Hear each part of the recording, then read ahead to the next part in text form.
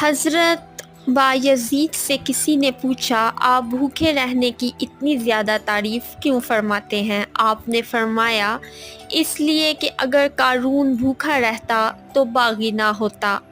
آپ نے فرمایا، اس لیے کہ اگر فرعون بھوکا رہتا تو ہرگز یہ نہ کہتا میں تمہارا سب سے بڑا رب ہوں۔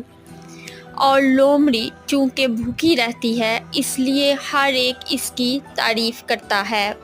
اللہ تعالیٰ نے فرمایا، انہیں چھوڑو جو کھاتے اور عیش کرتے ہیں اور وہ اپنی خواہشوں میں مگن ہیں، عنقریب وہ اپنا انجام جان لیں گے۔ جو پیٹ میں داخل کرنے کی فکر میں رہتا ہے، اس کی قدر اور اس کی قیمت وہی ہوتی ہے جو اس سے خارج ہوتا ہے۔